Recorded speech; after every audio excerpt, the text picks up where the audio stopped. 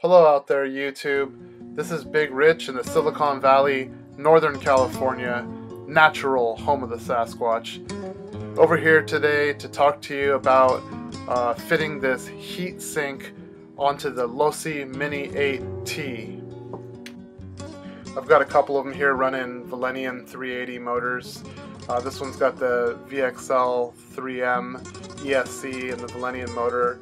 It's got a 12-tooth hot racing pinion and a 58-tooth Robinson Racing spur, and it runs a little bit warm when you're running the 3-cell battery in there. So I picked up this Traxxas 3374 heatsink for the Vilenion motor, and I had to modify it a little bit to get it to fit on here, but it did. And in the package you get the heatsink and the thermal paste. I've already got it installed on that Losi you see in the background there with the orange top. So this is the second time I'm doing it. This one here has got the Leopard Hobbies ESC 80 amp. It's got the Traxxas Vilenion motor, and I've got that heatsink installed. I've got an 18-tooth Robinson Racing pinion with a 58-tooth Robinson Racing spur, and I've got, like I said, Leopard Hobbies 80 amp ESC. Also got the sway bars installed there, and I switched from dog bones to CVDs on this one. You can see the CVDs right there. Also on the rear, same thing. I've got the CVDs and the sway bar. I've got a lighter sway bar running in the rear. You can see here how I did trim up the heatsink a little bit to make it fit on this one. So get into the package here and do kind of just a little bit of a test fit to see what this is gonna look like here.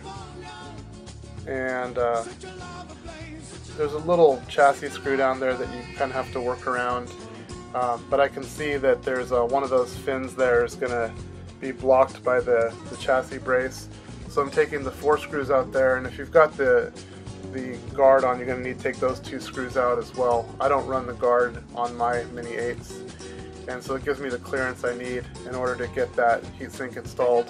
So it's going to go right about there, and so I'm going to have to cut one of these fins off. There's a small fin in the front, and then behind that there's one regular fin that once I hack that off, it'll fit right under that chassis brace nicely.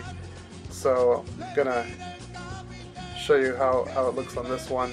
I've got that one fin removed, and the chassis brace fits on perfectly there. So I just cut off the one fin and then left the smaller one there, and the chassis brace rests right in there and does a real nice job. So I'm going to very carefully put it in my vise. I'm not going to tighten it too much, just enough to hold it in place. And then I'm going to use this Milwaukee hacksaw with a blade suitable for cutting metal. I'm just going to cut that one fin, cut that thing off, and that'll give me exactly the clearance I need to fit it under that chassis brace. So I'm going to speed up the video a little bit here, and in about 5 minutes of cutting you can do a clean job of removing that, shooting it with some canned air in between just to keep the metal dust off and not cause a problem. And like I said, after just a few minutes I'm able to get that thing cut, and it looks like this with the one fin removed. The chassis brace is going to cover that up, so I made a little bit of a mess of it there, but it'll work just fine. And so now I'm going to put the thermal paste on there, and definitely don't put too much. There's probably enough for 20 applications in that tube. Just going to put a little bit. If I put too much, it's actually going to insulate the motor more and get it hotter. So here on the first shot I put a little too much, so I'm going to just wipe a little down with the paper towel and remove maybe a third or a half of what I put on there, and then I'm going to spread it out one more time. Make sure the motor is nice and clean at this point. I wiped it down with an alcohol wipe off camera, so make sure that you're putting it on a clean motor. And once you've got the desired amount of thermal paste on there, there should be just enough for it to kind of squish out of the edges once you press it down. Put it in place, and you can actually just snap it right over there, and there it is installed. And I haven't tightened the chassis brace down yet, still just kind of test fitting it there, making sure it's good. If it's not exactly where you want it, you can kind of push it over a little bit with the back end of some pliers. And so now I've got it all in place, and I'm putting the top on. There I've got some Velcro instead of using the body pins for this one. Really like that mod, switching to Velcro on the edges there. It makes it so much easier to take the top on and off. Haven't done it on the other Mini 8 yet. But I hope that you found this valuable. It's basically just showing you how to put that Vilenion heatsink on after you've done the mod to run the Vilenion motor in these Mini 8s. And with that Vilenion motor you can have them running nice and cool. So I think it's a really good fit.